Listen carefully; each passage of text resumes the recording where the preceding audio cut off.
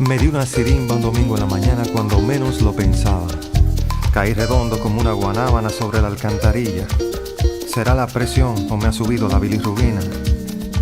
Y me entró una calentura y me fui poniendo blanco como bola en naftalina. Me llevaron a un hospital de gente, supuestamente. En la emergencia recepcionista escuchaba la lotería. Alguien se apiada de mí, grité perdiendo el sentido. Y una enfermera se acercó a mi oreja y me dijo: tranquilo, Bobby, tranquilo.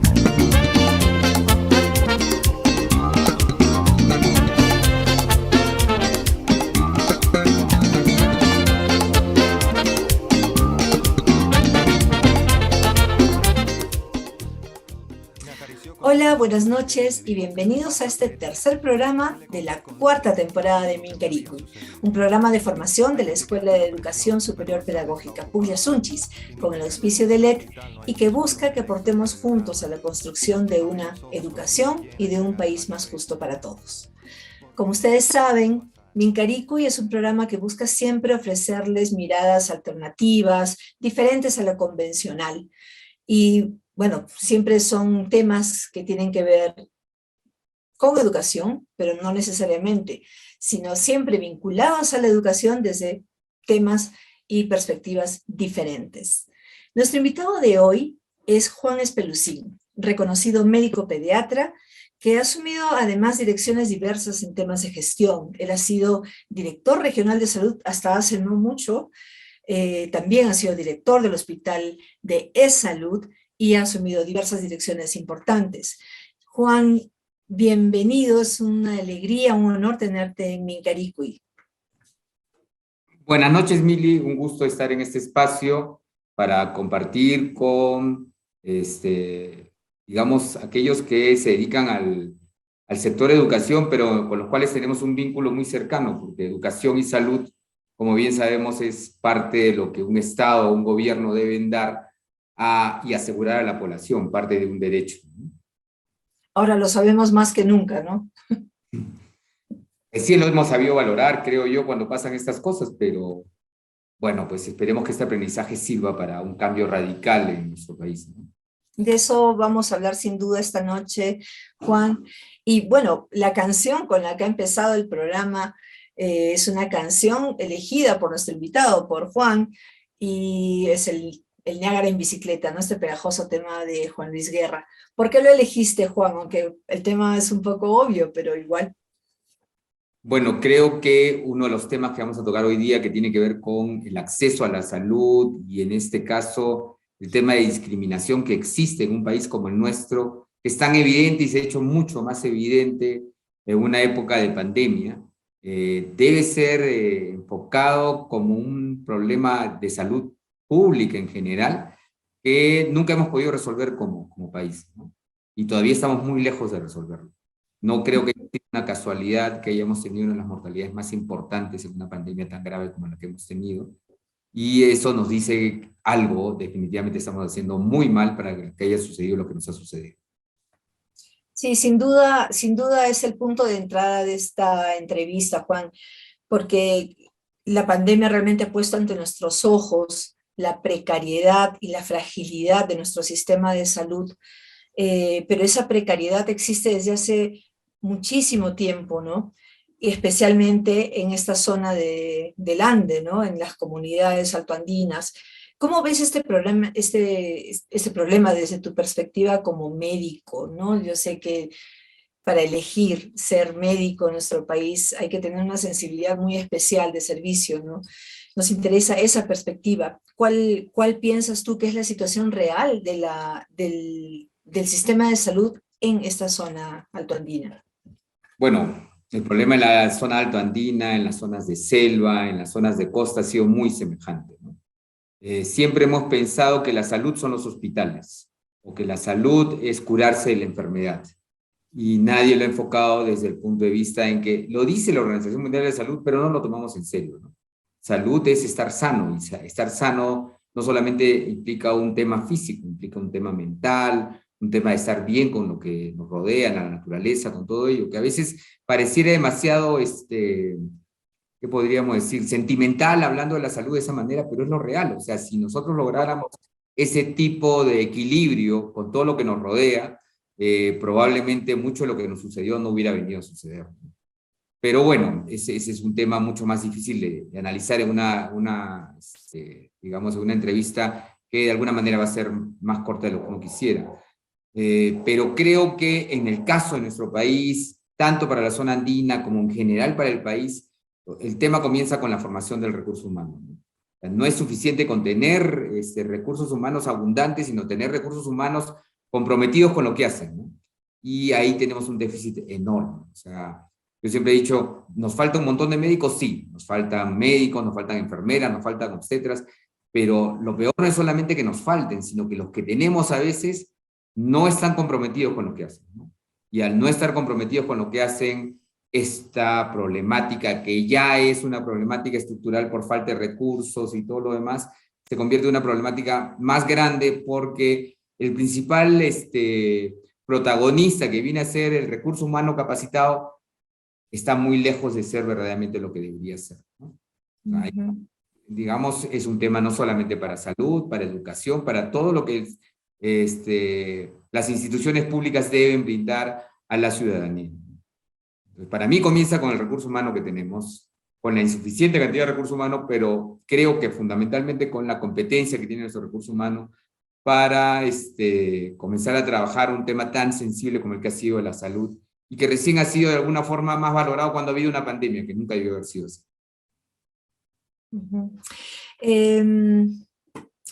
¿Cuál es la situación? Bueno, quienes te conocemos, quienes hemos seguido tu trayectoria, sabemos que tú tienes una trayectoria de investigación también. ¿Qué puedes compartirnos de la situación en estas comunidades? Ya, el problema de recurso humano te parece fundamental. ¿Cómo están? ¿Cómo están estas postas médicas? Porque ya no hablemos de hospitales, ¿verdad? Bueno, para comenzar, las postas, que viene a ser el primer nivel de atención, postas y centro de salud, en épocas de pandemia han estado, si normalmente estaban abandonadas, donde debería haber un médico, donde debería haber 4 médicos, había uno, y ¿cómo se llama? Donde debería haber una enfermera, donde debería haber 4 enfermeras, había una sola enfermera. Esto era evidente. En época de pandemia fue peor, porque el primer nivel de atención fue abandonado por completo, ¿no? Y este fue un error craso, ¿no? Si nuestra infraestructura de salud ya era deficiente, se volvió muchísimo más deficiente. ¿Y para quién? Para las zonas definitivamente rurales del país, rurales de la región, en las cuales el personal se retrajo, y por lo mismo que es un recurso humano con pocas competencias a veces, tuvo más miedo del que debió haber tenido. Entonces, en lugar de haber sido quien ponía la cara frente a una problemática de salud en la cual se suponía que sabíamos más que el resto de la población, hubo un miedo y se retrajo muchísimo más. Y el Estado lo asumió como tal. O sea, el Estado dijo, sí, primer nivel de atención casi se cierra, por no decir que se cerró, y si tengo que ser objetivo, se cerró por completo, y comenzamos a trabajar desde el segundo y tercer nivel de atención.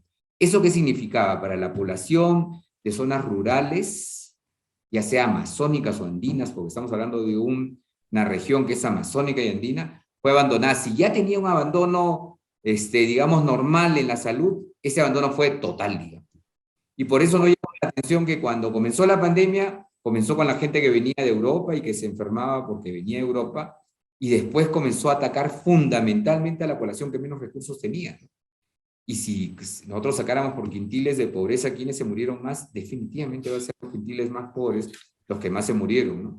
Muchos podrían decir, ¿cómo se llama? Bueno, pues, pero eso depende de una serie de circunstancias. Si yo vivo en una zona más hacinada, tengo más riesgo de contagiarme y de enfermar, eso también es cierto, ¿no? Porque hay zonas rurales que no se han visto tan afectadas, por lo mismo que están bastante dispersas, entonces es más difícil el contagio. Pero cuando se enfermaba, la posibilidad de morir aumentaba enormemente, ¿no?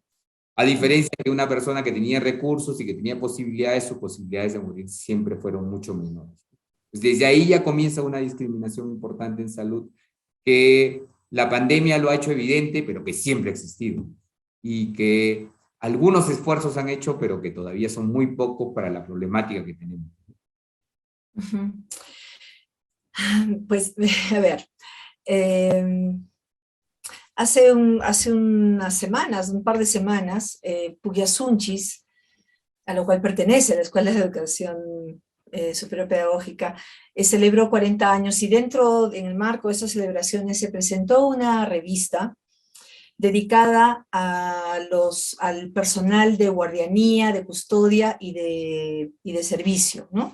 Se llama Corazones Valiosos, acá se las muestro, y casi todas las historias están cruzadas por temas de salud, ¿no? Por problemas que tuvieron ellos mismos, o sus padres, o sus hermanos, la falta de atención. O sea, esas son historias que tiene décadas, ¿no? O sea, es un mismo problema que afrontamos de décadas atrás, desde siempre, ¿no? Y cómo es que la salud se convierte en un privilegio en nuestro país. Y te lo pregunto porque sé que justamente, o sea, no solamente eres un médico, sino también un investigador, eres un estudioso de la medicina, ¿no?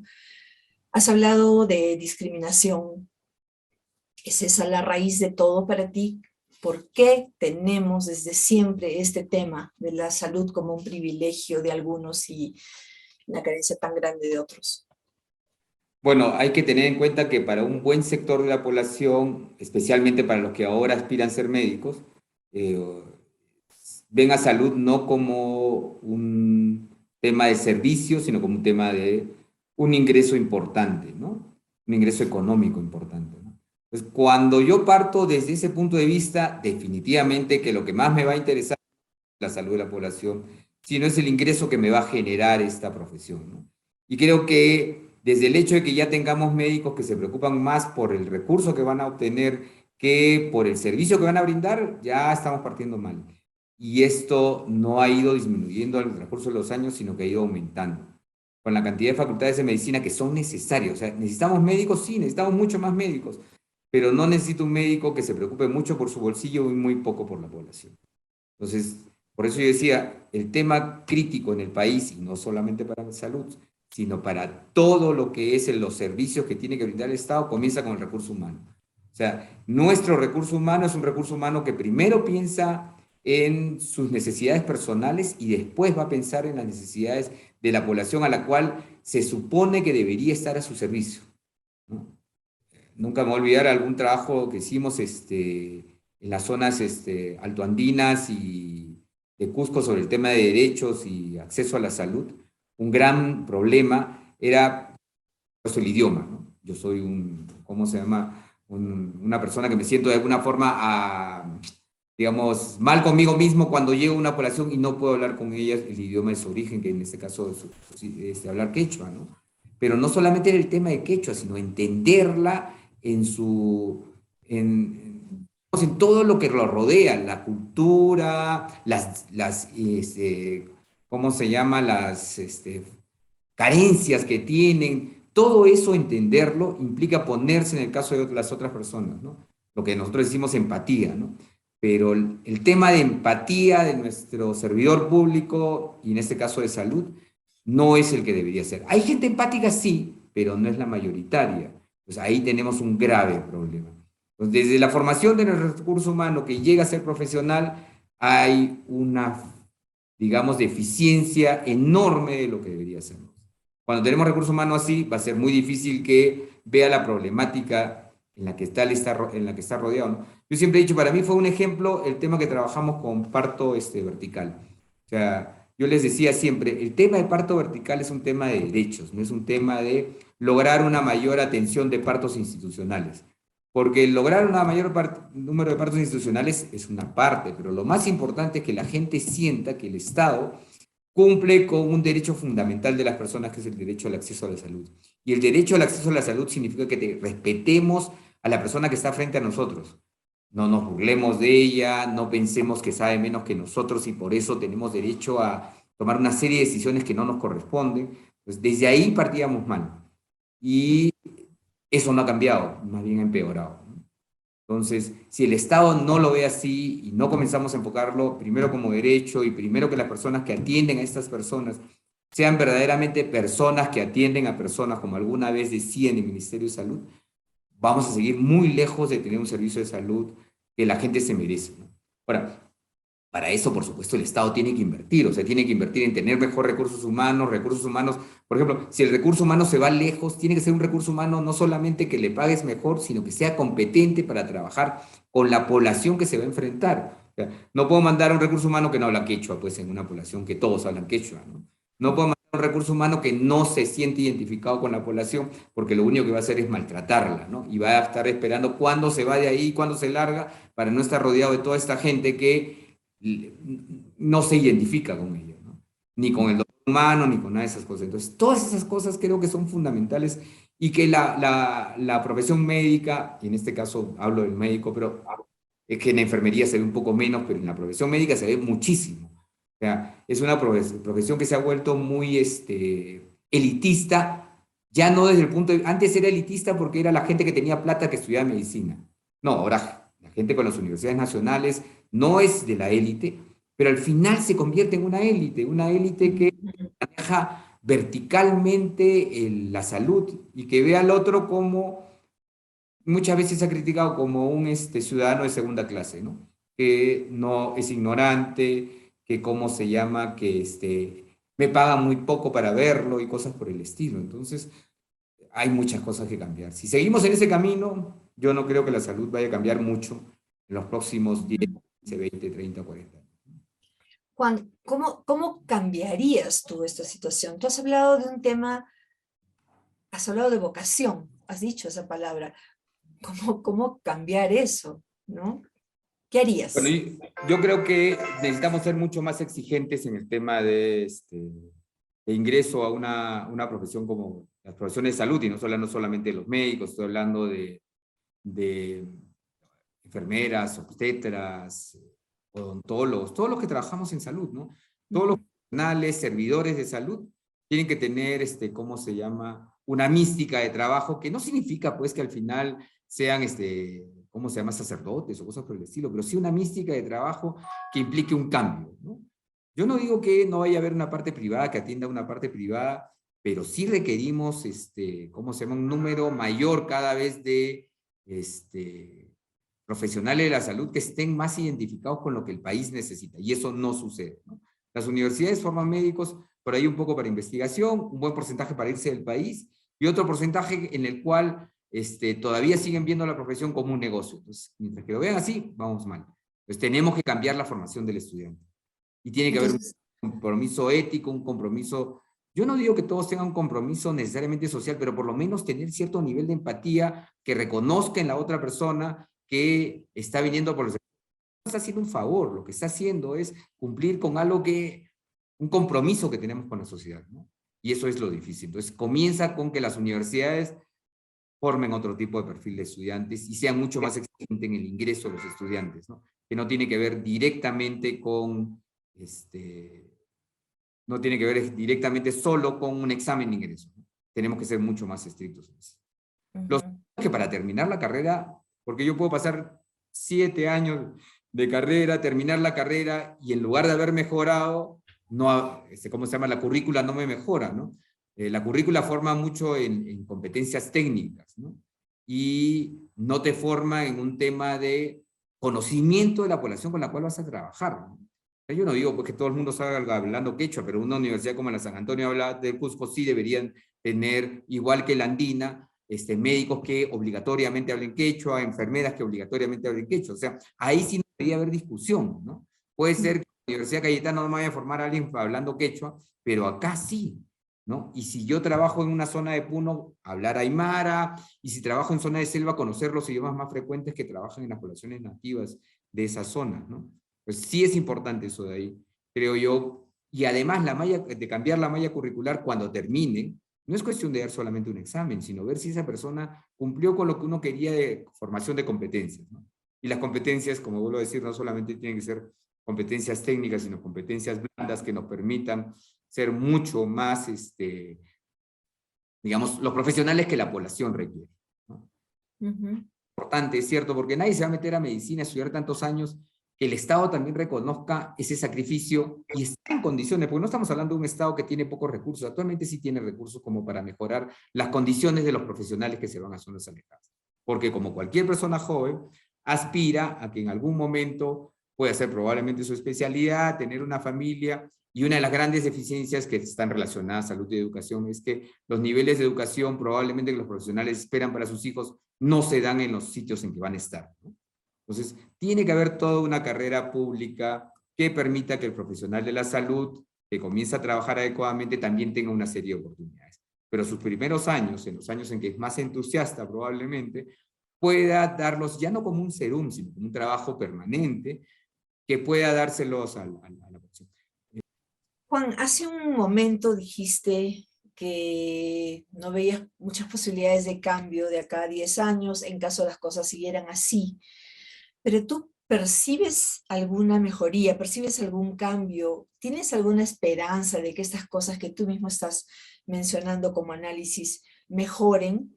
Yo quiero quedarme con algunas experiencias que se han visto, por ejemplo, hablando del parto vertical y esta experiencia que se hizo en Huancarani, si no me equivoco, es el pueblo, ¿no? Que tenían una sala instalada, pero que finalmente no funcionó o no funcionaba como se esperaba.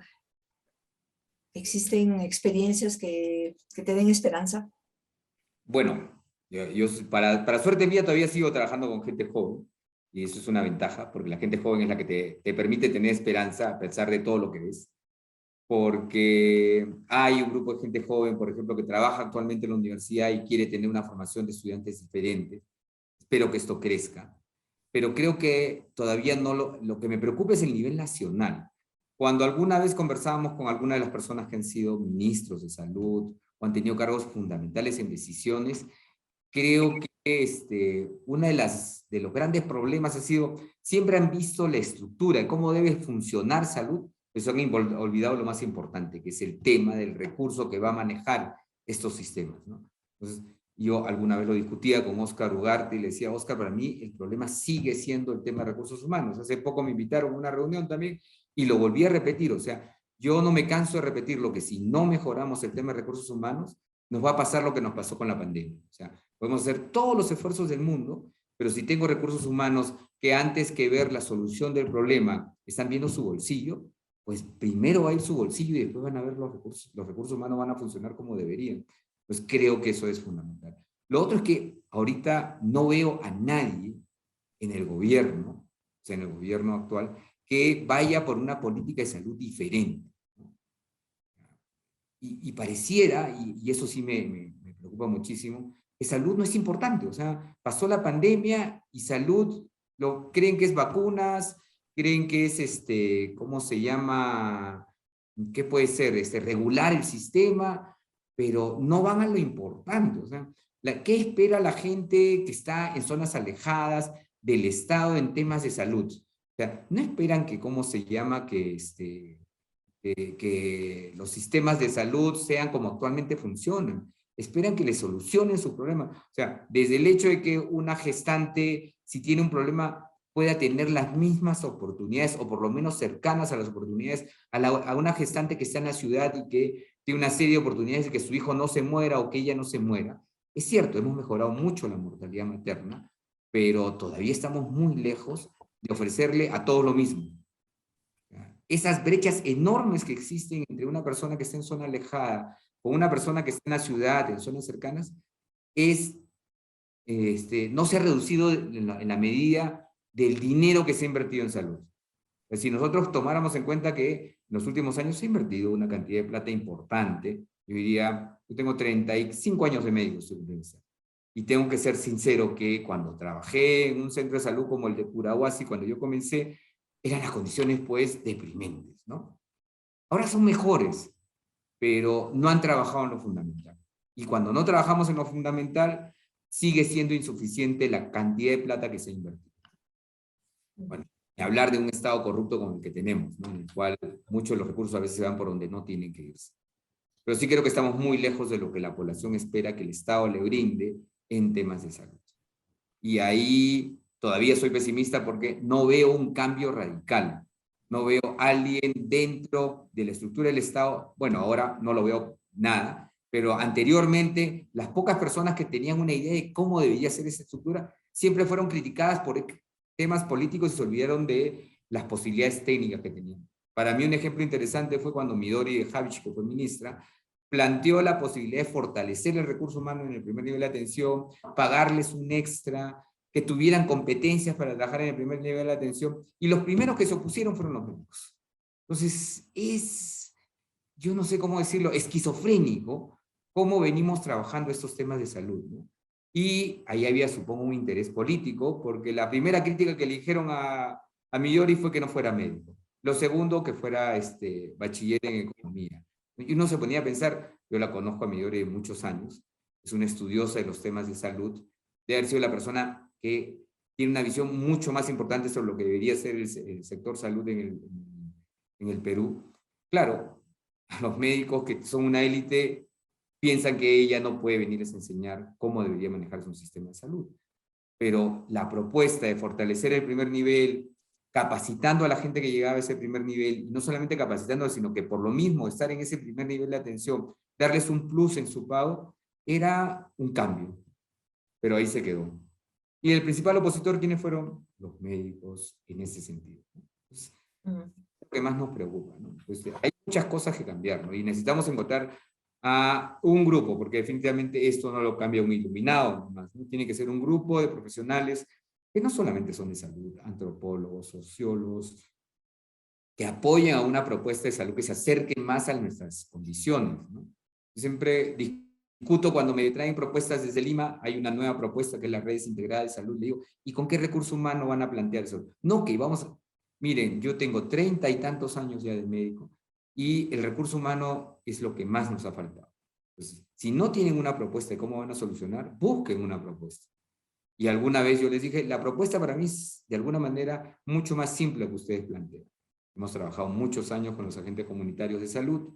Los agentes comunitarios de salud deberían ser nuestro nexo, pero mejor capacitados de lo que están ahora, con tecnología que existe actualmente, que es diferente, sería ¿cómo se llama? Que un promotor de salud se pudiera comunicar por WhatsApp, por internet, inmediatamente con el médico que está en el centro puesto de salud y decir que sabe, esto es lo que tengo, con la tecnología que actualmente podrían detectar una serie de signos y síntomas que antes no eran factibles detectar, y que el médico que está lejos decirle, sabes que anda haciendo tal y tal cosa, y eso no solamente salvaría vidas, sino que mejoraría la calidad de salud, y la población sentiría que, a pesar de la distancia, no estamos tan lejos. Juan, ¿podrías por favor aclararnos el término de agente comunitario de salud? Bueno, cuando hablamos de agente comunitario de salud, estamos hablando de lo que siempre se conoció como el promotor de salud, que siempre ha sido un poblador que de alguna forma tiene algún nivel de liderazgo a nivel comunitario, y que además ya había sido capacitado en algunos temas de salud que nos permitían, digamos, que sea nuestro nexo, ¿no? Siempre ha sido una persona que nunca... No se le remuneraba, o sea, se le daba por ahí probablemente su mochila, su gorrito, su chalequito, y con eso salud aparentemente cumplía con el agente comunitario, promotor de salud. Y ellos nos apoyaban a detectar a madres gestantes, a ver si había algún niño con algún compromiso de neumonía, cualquier patología de salud que pudiera detectarse en comunidad y que inmediatamente tuviera que ser referido. O sea, su trabajo básicamente era para referencia. Aparte de agentes comunitarios de salud, también se ha comenzado a trabajar con madres que apoyan en los temas de nutrición en niños, de desarrollo en niños. Entonces, esto del agente comunitario de salud de alguna forma ha ido creciendo. Actualmente, algunos programas como UNAMAS les dan algún apoyo económico a estas personas que colaboran desde la comunidad y las capacitan. Insuficientemente, porque muchos de los recursos se quedan en el camino. Hace poco, y tengo que contar la anécdota porque es interesante, porque Fernanda ha estado trabajando en CUNAMAS, que es mi hija, y que cuando ha trabajado en CUNAMAS se fastidiaba porque los tiempos más importantes no se dedicaban al tema de lo fundamental que era el desarrollo infantil, sino se dedicaban a muchos temas administrativos que tenían que ver con este programa. Entonces, primero que a veces nos equivocamos en qué cosa es la prioridad. Pero lo más importante que es nuestro nexo, y esto sí tiene una serie de estudios de fondo, que son los pares que están en la comunidad y que pueden ser nuestro nexo con la comunidad y que pueden hacer que el impacto de estas intervenciones sea mucho mayor, no los sabemos aprovechar adecuadamente, no los capacitamos adecuadamente, no invertimos en ellos adecuadamente y no les pagamos, es probablemente lo más importante, porque ¿qué Estoy seguro que en lugar de gastar en 100 enfermeras, podría gastar en 500 agentes comunitarios de salud y pagarles por lo menos un sueldo mínimo y que trabajen apoyándonos en los temas que tienen que ver con salud, tanto de prevención, porque ellos se comunican mejor que nuestros... Digamos, si uno comienza a ascender en el nivel de salud, el técnico es el que mejor se comunica con la población. El médico es el que más lejos está para comunicarse con. Entonces, mientras más cerca esté yo a la población, en este caso los promotores son como pares en este caso, va a ser mucho más fácil que lleguen los mensajes de prevención, que para mí es fundamental. O sea, como dije, la salud es fundamentalmente no estar enfermo, pero el no estar enfermo tiene que ver con una serie de condiciones que el Estado tiene que darle a la población. Y si logramos que el agente comunitario de salud, con algunas herramientas que actualmente tenemos a la mano, que van desde un celular, un smart, que les permita no solamente manejar información, sino contactarse inmediatamente con alguien que les pueda ayudar a solucionar problemas, creo que podemos dar una mejor calidad de salud que la que significaría a través de las famosas redes integradas de salud, que no están mal, pero que sueñan en algún momento tener un recurso humano que nunca lo vamos a tener, digamos, no lo vamos a tener por lo menos en los 20 o 30 años siguientes, ¿no? Pues planteemos soluciones que den condiciones de salud que cambien inmediatamente, que la población sienta que el Estado sí se preocupa por solucionarle su problema de salud y fundamentalmente que no se enfermen, ¿no? Claro, la no enfermedad implica actuar sobre una serie de determinantes de salud que no tienen que ver directamente con lo que hacen los servicios de salud, agua, desagüe, condiciones de vida, que a veces implican más allá que lo que la trabajando, pero eso es importante que el Estado lo tome en cuenta y comience a trabajarlo. A ver, has mencionado varias maneras en que consideras que la situación podría revertirse, mejorar, en todo caso, ¿no? Por un lado, el reconocimiento económico al médico, al personal de salud que va a trabajar a zonas alejadas, ¿no? Y que sea un reconocimiento realmente que al menos sientan que el sacrificio, el esfuerzo es reconocido, ¿no? Has hablado también de la lengua, ¿no? Que estudiantes de universidades de zonas andinas, de zonas amazónicas, tendrían que, debe ser una exigencia, ¿no? Un requisito elemental, el manejo de la lengua. También has hablado de fortalecer a los agentes o promotores de salud, lo acabas de decir, y has hablado de la formación, ¿no? Y acá me queda una duda porque estoy pensando, ok, ¿cómo formas, a ver, ampliando cursos en la universidad, hablamos de, bueno, no solamente universidad, sino escuelas superiores, ¿no? Que forman también enfermeras, enfermeros, pero ¿cómo mides la vocación? O sea, ¿cómo mides porque tú puedes responder a las preguntas positivamente, ¿no? Sí, sí, yo, sí, sí, sí, y sacarme 20 en el examen, pero viene de adentro, ¿no? ¿Cómo haríamos, Juan? A ver, yo creo que hay instrumentos que nos pueden ayudar, pero no siempre van a ser lo más sensible que quisiéramos que fueran, ¿no? O sea, la observación de las personas que ya tienen experiencia puede ayudar mucho. Yo creo que sí, después de los tantos años de médico, sí puedo decir cuando una persona se acerca bastante a lo que yo quisiera que fuera un profesional de la salud. ¿Podemos equivocarnos? Sí. Ahí hay algunas herramientas. O sea, la gente que ya tiene años trabajando en salud, que sea quien vaya viendo cómo van estos chicos y chicas.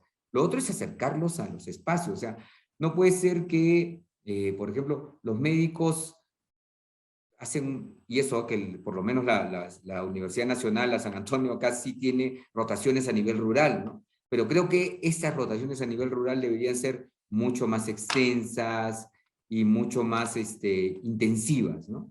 En las cuales tú observes y se puede ver, porque sí, a veces somos demasiado transparentes no solamente en nuestras cosas buenas, sino en nuestras cosas malas, ¿no? Y por ahí podemos ir viendo, no digo que alguien cuando yo puedo estar de mal genio hoy día y se me escapó y no traté como debería haber sido a cómo se llama alguien que acude a mí como paciente a un establecimiento de salud. Va a suceder, pero eso no debería ser lo común, debería ser lo extraño, y que yo mismo reconozca, que tenga la capacidad de autocrítico y reconocer, sí, pues hoy día no fue un buen día para mí, debo tener cuidado en estas cosas, no fue algo bueno, ¿no? Y no que lo vea lo más normal del mundo. Entonces, creo que el acercamiento constante a la población podría cambiar.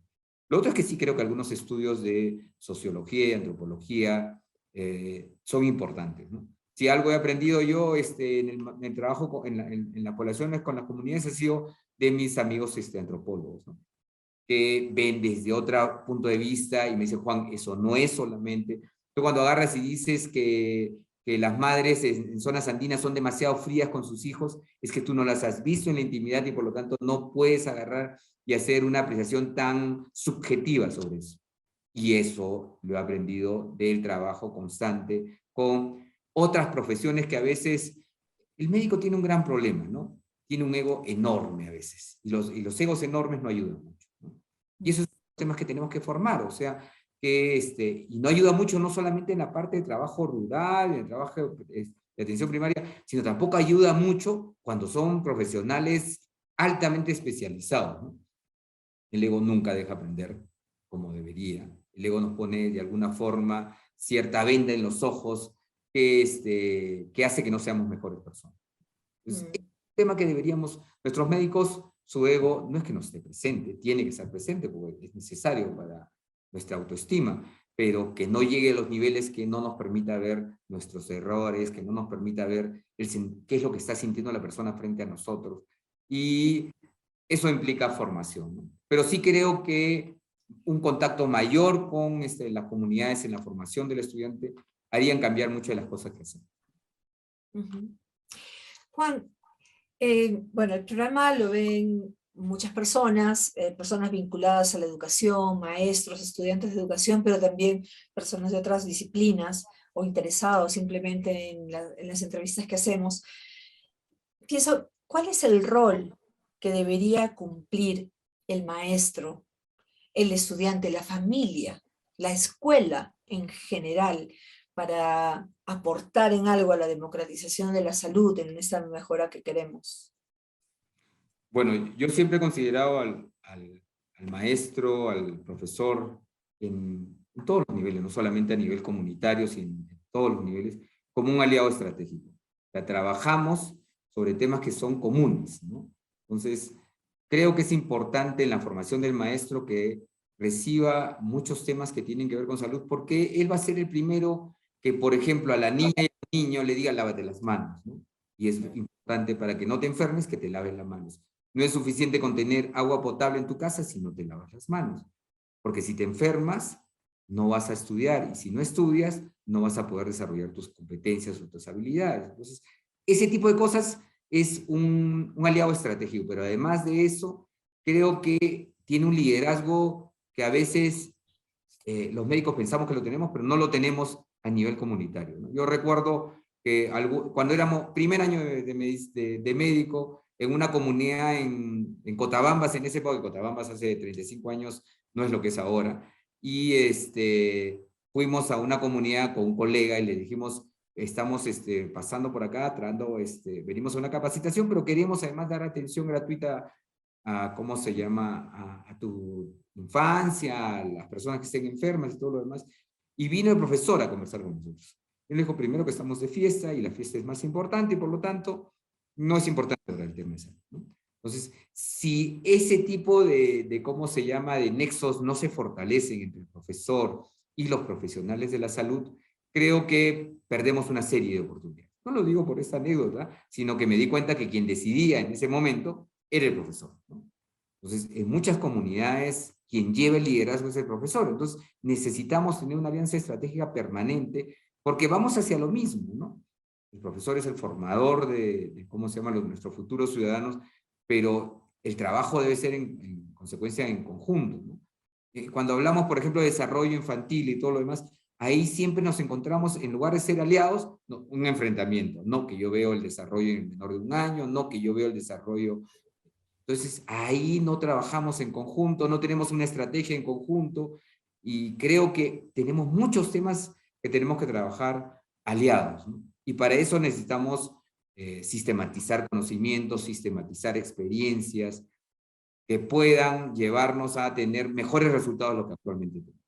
Definitivamente nuestros resultados en todo lo que tiene que ver la formación de la infancia, futura adolescencia y después adultos, no es de los mejores, no porque no solamente no se invierta desde el Estado, sino porque además lo poco que se invierte no lo aprovechamos mejor. Y creo que Ahí tenemos que trabajar muy cercanos, plantear alguna serie de estrategias que han demostrado ser muy efectivas, y creo que desde el punto de vista de compromiso que tenemos tanto, en mi caso, con la infancia por el ser pediatra, y con el futuro del país, depende mucho de lo que podamos hacer juntos, ¿no? Somos, creo que, un pilar fundamental de lo que va a ser nuestra sociedad futuro y de lo que es actualmente. Entonces, ambos hemos fallado, tanto los profesores como los profesionales de la salud, hemos venido fallando, y en eso tenemos que tomar conciencia, ¿no?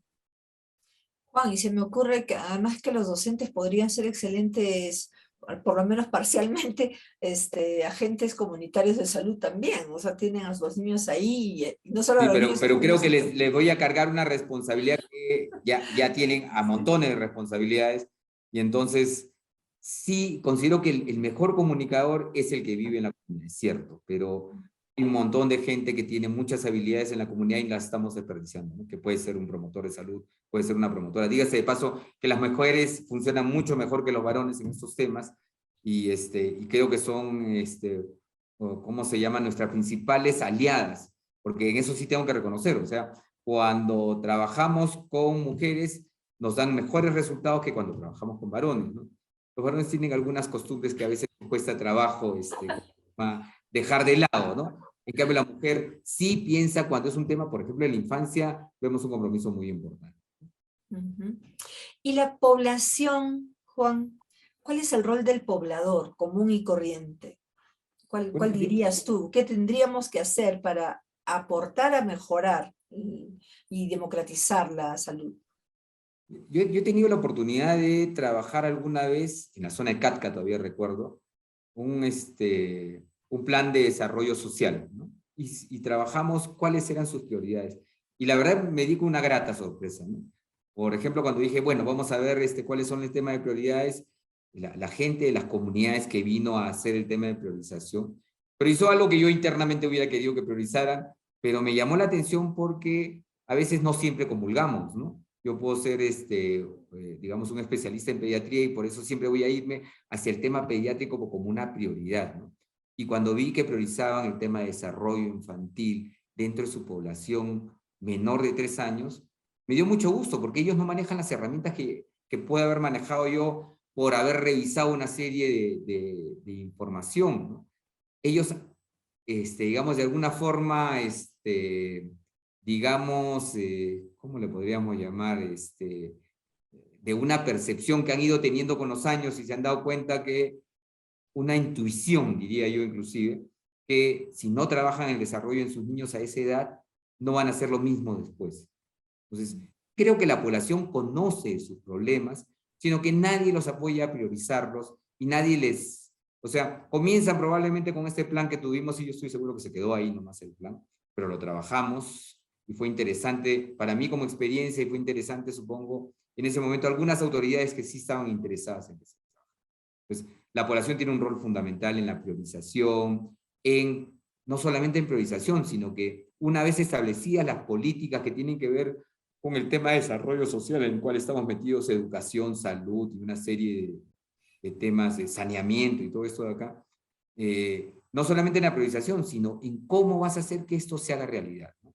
Si la población no está comprometida y no te va a apoyar, es de más. O sea, te vas a quedar con todas las ganas, probablemente las frustraciones que vayas a tener, pero no vas a lograr nada. El compromiso de la población en estos temas que son prioritarios desde nuestro punto de vista, pero que en muchos casos, como el que estoy mencionando, son prioritarios también, implican que podemos caminar juntos. El gran problema es la continuidad, o sea, podemos llegar con buenas ideas y todo lo demás, después nos vamos, no hay continuidad y todo muere. Y ahí sí creo que estamos fallando como sociedad, ¿no? No le damos continuidad a las buenas iniciativas. Y siempre autoridades que llegan creen que descubren la pólvora y vuelven a entrar a temas que probablemente ya se revisaron y que ya se habían avanzado, y no toman todos los aprendizajes que hubo en el camino. Por eso, siempre la sociedad, tanto a nivel comunitario como en las zonas urbanas, es fundamental para que cualquier política que se piense implementar, local en este caso, sea exitosa. Vienen además tiempos de elecciones ahora, prontito, ¿no? y es un buen momento para que todos evaluemos, ¿no?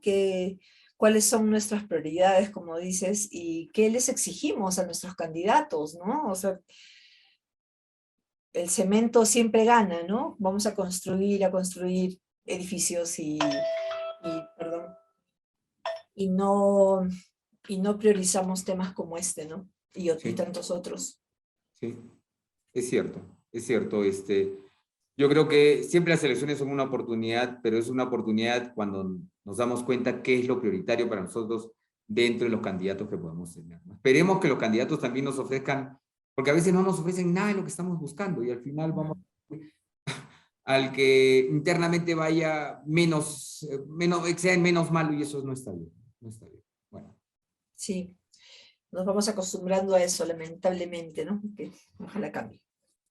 Juan, ha sido un gusto enorme tenerte en Mincaricui. Muchísimas gracias por haber compartido ese tiempo con nosotros. No, gracias a ustedes más bien, y buenas noches. Buenas noches, Juan. Y bien, llegamos al final de este Mincaricui.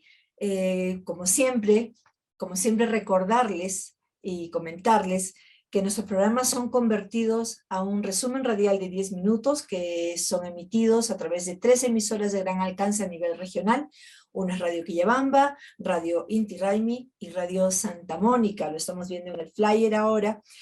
Y recuerden también que pueden encontrar esta y todas nuestras entrevistas en nuestro canal de YouTube. Lo encuentran como EESP Pucllasunchis y también a través de nuestra página de Facebook.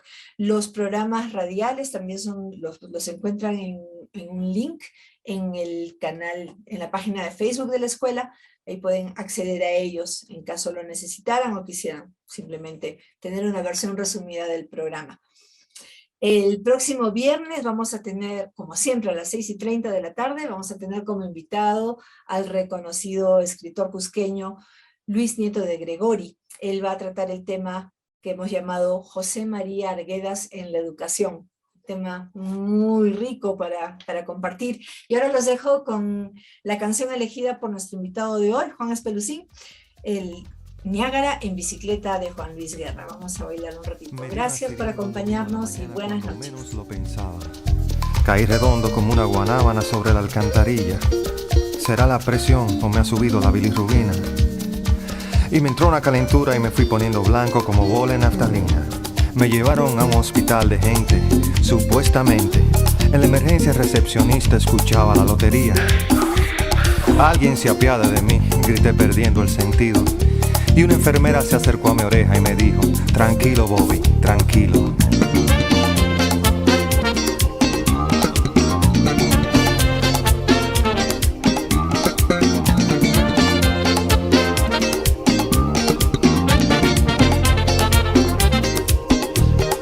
Me acarició con sus manos de Bengay y me dijo: ¿qué le pasa, atleta? Y le conté con lujo de detalles lo que me había sucedido. Hay que chequearte la presión, pero la sala está ocupada. Y mi querido, en este hospital no hay luz para un electrocardiograma. Abrí los ojos como luna llena y me agarré la cabeza. Porque es muy duro pasar el Niágara en bicicleta. No me digan que los médicos se fueron. No me digan que no tienen anestesia. No me digan que el alcohol se lo bebieron. Y que el hilo de coser fue bordado en un mantel. No me digan que las pinzas se perdieron. Que el estetoscopio está de fiesta. Que los rayos X se fundieron. Y que el suero ya se usó para endulzar el café.